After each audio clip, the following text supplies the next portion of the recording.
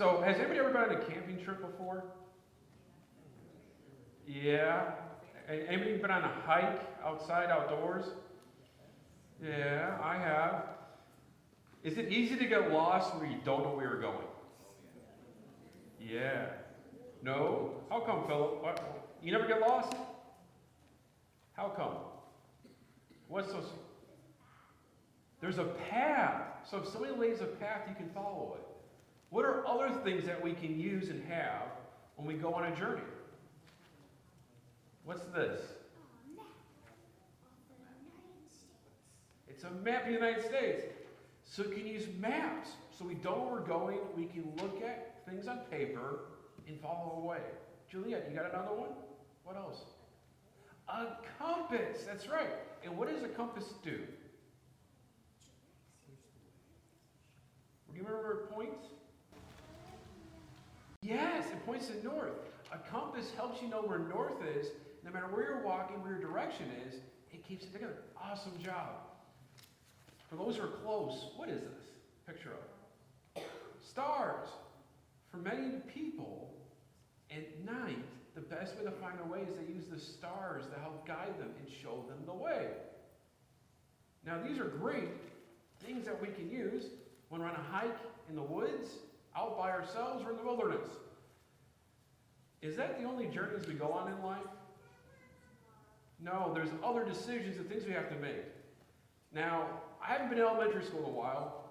I'm pretty sure at the moment, kids don't decide all the classes they take yet in elementary school. Is that correct? Correct. Somebody has to tell them, you're taking these classes, here's your teacher. But in junior high and high school, what starts to happen? You will, Hobby, I promise. You'll know eventually. You get to start picking some of your classes. This journey, this life you're going on, you get to have some direction. Now, do we have counselors that help us guide us and give us ideas where to go? Yes. When you get to college, it's really fun because it's up to you to figure out your path. And as we know from some of our friends, they take more than 6 to 7 years to get that bachelor. And when we Tommy Boy, we're reminded that that's normally a doctor. People have different routes and ways they go through life. But also there's other things you have to decide, right? More important life issues that might come up, relationship things. And you need guidance and help from other people. Oh, the mic went out? Oh. Well, this is why we all work together. As my mom said, I'm a very special boy. So here we go. So we got the mics here. And so there's different kind of life decisions that we make on our journey that we might not know where we're going, but we seek help.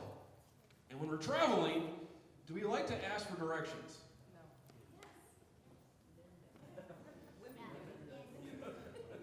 I'm not going to say it online, the answer of who says yes, who says no. The point being that you can, on your road of life, ask for help. I believe it's more fun to try to figure out on your own, even if it takes twice as long. It's part of the journey. But here's the thing, in our world and our lives, there's all kinds of things that affect it, right? And I'm talking now just relationships and people, but there's things that are happening, things that are said on TV, right? So how do we vote? For a lot of people, they watch TV, and based on the channel they watch, those are the opinions they hold. Let's be honest there for a second. Facebook, because I love my father. Every time he posts one of these fake stories and resends it, I have to tell him, Dad, double check it before you post it. It doesn't exist. But this is how people get guidance. On this journey of our life, there's different ways we seek help. But unfortunately, our culture isn't always the best people to get it from. The majority of people is not always the best people to find advice and guidance from. Even if the collected good thinks it's the best thing, doesn't mean it actually is. So the question for us, when we're blind and dark to what's happening in our culture, what helps us guide our path? What is that compass? What points north? Well, our reading today is the Wisemen. Last week I promised we'd talk more about this, and how the Wisemen came and worshiped Jesus. So who are they? So if you have your bulletins out, you can look at our reading. Again, if you have the app, you can actually follow along and see some of the other text I'll bring up. And so we have these wise men. And what I shared last week is that the word wise men is not the actual word there. It's magi. It actually says that when Jesus was born in Bethlehem during the reign of King Herod, and at that time some magi from the east arrived in Jerusalem. Has anybody heard the word magi before? Maybe once or twice? Magi, for us, that's a Greek word, is similar to an English word that has more than 4 letters of M-A-G-I. Anybody want to take a guess what English word that comes from? So you can say it out loud. Magic, magician. Yes. Same word you see here. So who are these guys? Well, it says here that when they come to Jerusalem, they say, we saw his star as it rose, and we come to worship him. These are individuals looking in the sky to divine God's will, what's happening, and saw something. They could be astronomers. There's a good chance they're astrologers. They're trying to use the symbols in the sky as a compass to figure out God's divine path. Think about that for a second. I know it's kind of weird as Christians to think the idea that we got magicians and people using astrology to come visit Jesus. These are the people who saw something in the sky, we don't know what, but it made them go looking for a king. And they have now traveled from the east, exactly where we don't know, and they've come to King Herod to say, hey, we saw this in the night sky. We've traveled a long distance because this sign pointed to a king. Where is he? And now all of the Herod's palace, they were scared, they were worried what's going on, and they came together, and Herod's asking, what are they talking about? What king?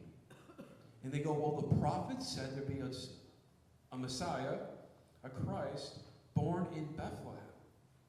And this actually comes from Micah chapter 5, starting in verse 2. So you ever wonder how the New Testament, Old Testament work together? In Micah chapter 2, but you, O Bethlehem, Ephrathah, are only a small village of all the people in Judah.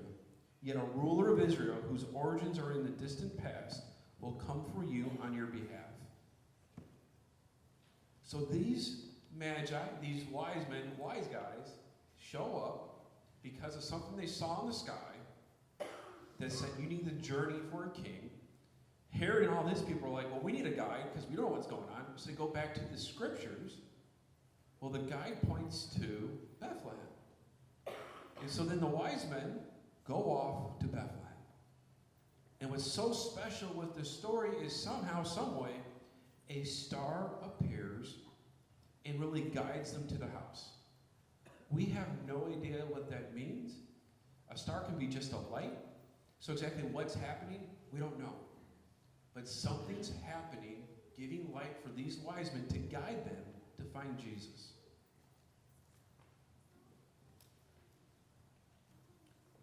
And so when they saw the star, they were filled with joy. They entered the house, saw a child with his mother Mary, and they bowed down and worshipped him. They opened their treasure chest, and they gave him gold, frankincense, and myrrh. One of the questions from last week was, what are these gifts? Why are they giving them to him? Now, the actual why, again, we don't know.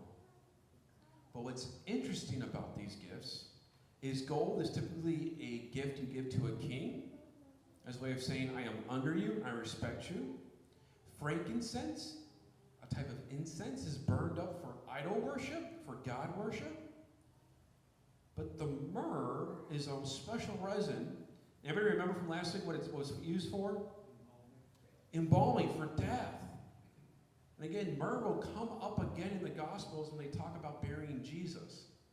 These are the 3 things that these magi, wise guys, wise men, bring to Jesus. Now I look at it as it looks towards his being kingly, it looks him being godly, but also points to his death as well. Do I think the wise men understood that? I don't. Actually, better answer is, I don't know. But what's interesting when we look at the whole story of Jesus, how everything comes together, at the very beginning, we see him as a king, a God, a man who would die for us. I want to make sure we look at one last point today in our reading. They enter the house, they saw the child with his mother Mary, and they what? Anybody want to read that out loud? Loud and proud. I want to read what those next few words say. Hobby, you got it? All right, come up here. Get ready to read them up here. All right.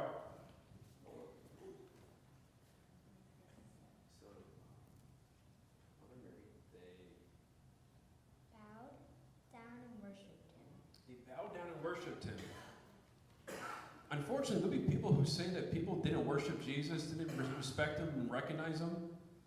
At the very beginning of his life, already we see people bowing down and giving worship to Jesus. These aren't Christians. These most likely aren't Jewish people. Yet because of the signs that God used with his creation, they were there to worship the King, Jesus.